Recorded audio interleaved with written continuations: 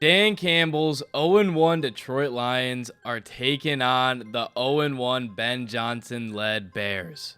And this game is huge. The Lions have everything to prove after getting decimated by Green Bay week 1. It's the first time Detroit has lost back-to-back games since 2022. And on the other side, Caleb Williams is still trying to prove himself after being the most hyped up draft pick in NFL history. And not only that, of course, ex-lovers Ben Johnson and Dan Campbell are going at each other. It's an NFC North matchup, the best division in the NFL. Playoff implications, I mean, you hope so. And neither of these head coaches want their team to start 0-2 because both of them have very hard schedules. Starting out with the Bears. Most conversation around the 27-24 Monday Night Football loss to the Vikings revolves around the Bears blowing a huge lead in classic Bears fashion. But I feel going into the fourth quarter, it was still anybody's game. The Bears offense had only put up 10 points to the Vikings 6. And Chicago wasn't dominating on all fronts.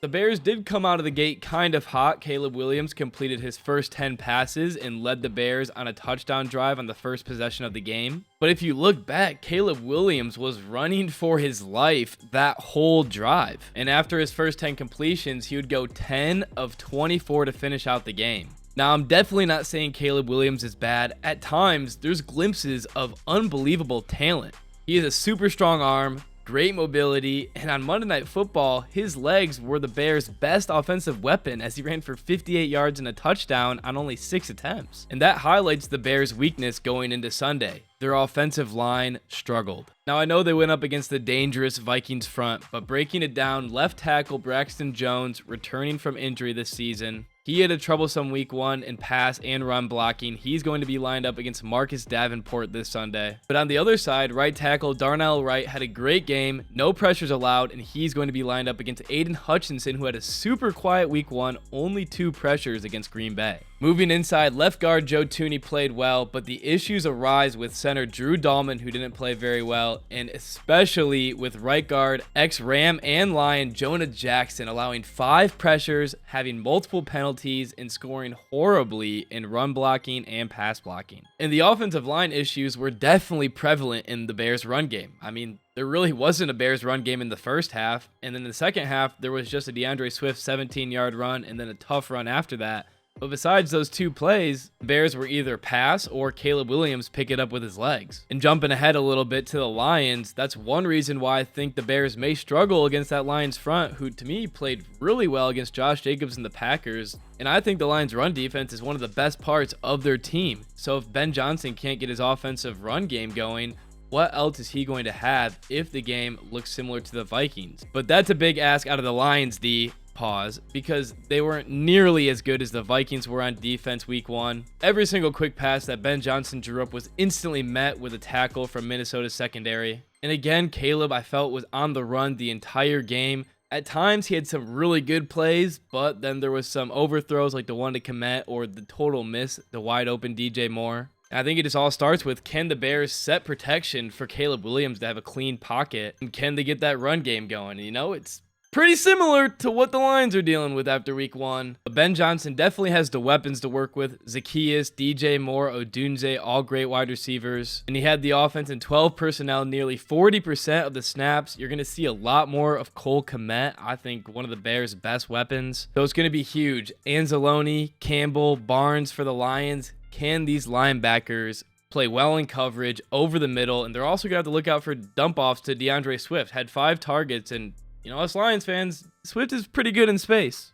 But that's the Bears offense going into week 2, and they're playing against the Lions defense, who I think played all right week 1 against the Packers. I don't think it was a total defensive meltdown. We're going to see DJ Reed on DJ Moore, and the big matchup, I think, is Arnold on Odunze. Last year, Keenan Allen, wide receiver 2, is who shredded the Lions secondary on Thanksgiving. And Arnold is dealing with a hamstring injury. It's said to be not serious, but after he got injured against the Packers, his level of play did decrease. Some issues with the Lions secondary against the Packers were just simple miscommunications. One between DJ Reed and Amik Robertson left Matthew Golden wide open for a huge gain. If there's a play to be made, Detroit needs to make it on defense, whether it's a sack or an interception. Anzalone can't be dropping those. The highlight, though, was Branch. That pick 6 called back, sadly. But I'm telling you, Branch, besides Hutchinson, or maybe it's just Brian Branch as of now, is the best playmaker on this Lions defense, so he's going to have to come up huge if the Lions want to beat the Bears. And that brings me to my last topic on the Lions defense. Zero pressure on Jordan Love. If they want to beat Caleb Williams, they have to get pressure on him, and then not only get pressure on him, but tackle the man, which is going to be hard because Detroit loves to give up tons of rushing yards to rushing quarterbacks, and you saw Caleb against that Vikings D-line. He was running everywhere, did get sacked twice, but the Vikings pass rush is a lot better than the Lions. And so Aiden Hutchinson is going to need to get going and put that defense on his back. You heard all offseason how well he's doing in camp. He's having an amazing offseason, coming back from injury 100%. But he was pretty much invisible, only 2 pressures against the Packers, so he's going to need to win some rushes against Darnell Wright. And the Lions defense could really use Marcus Davenport winning some rushes against Braxton Jones. We'll see what Kelvin Shepherd can cook up for the Lions defense. Hopefully some great blitzes at some perfect times. Hopefully a little better disguise. You can see Jordan Love here easily call out the Lion blitz. You know, there's a lot of hope there in Kelvin Shepherd's scheme. The Bears defense going up against this Lions offense. The Bears, a pretty good defensive roster. They had some big plays against J.J. McCarthy and the Vikings on Monday. Deshaun Wright, the biggest play of them all, 74-yard pick six, a pass intended for Justin Jefferson. They took McCarthy down 3 times in the backfield, and they also got their hands on a ton of balls. Ode Ingbo had a big one. Tremaine Edmond had a big pass deflection. Montez Sweat didn't have the biggest Monday Night Football game. He'll be going up against Penei Sewell, who also didn't have the best Week 1 performance. And then Ode Ingbo will be facing off on the other side against Taylor Decker, who also didn't have the best Week 1 performance. But overall, the Lions' offensive line sucked in Week 1. But Penei Sewell and Taylor Decker were definitely the stronger parts of it. Against the Packers, Glasgow did not have his best game, and Mahogany and Ratledge were honestly kind of lost. Again, just missing assignments, leaving people unblocked, and double blocking people for no reason. So that's going to be huge. During this week of camp, you assume Dan Campbell's livid and is getting these guys working as hard as they can to prepare for the Bears. Campbell said it's just missed assignments. It's a mental issue that's fixable.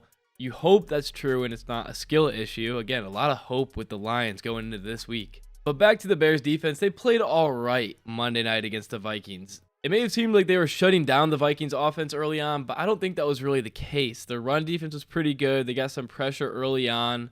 There was also some key drops by Thielen and Jefferson, and O'Connell's offense was still moving the ball.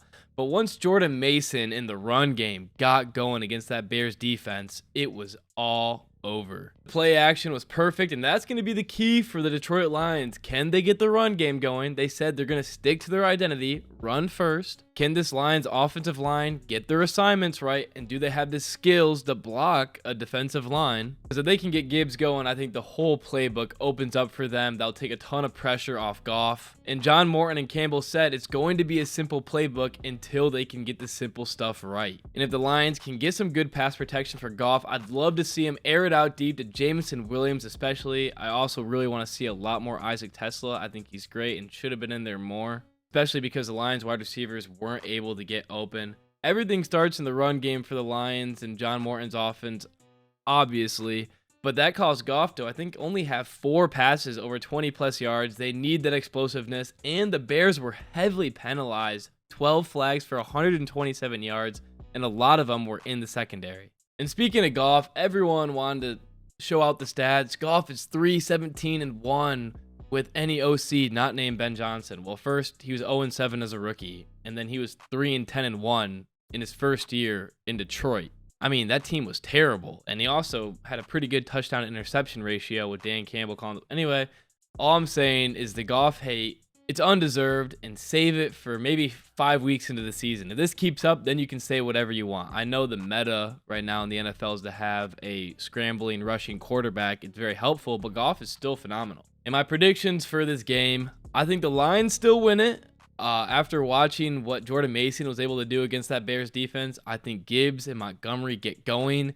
This Lions team better be mad. They're going to be full of energy and rage. Offensively, I think the run game opens up a lot of things for this Lions offense, and they get in a groove. Maybe score a touchdown in the first half. It's going to be close, though. Caleb Williams is a real threat, especially with his legs. I love the Lions' run defense, though, against DeAndre Swift and that Bears offensive line. I also believe Hutch gets his first sack of the season. I got the Lions 30-24. High scoring game from me. But we'll see if Dan Campbell can take down his former offensive coordinator.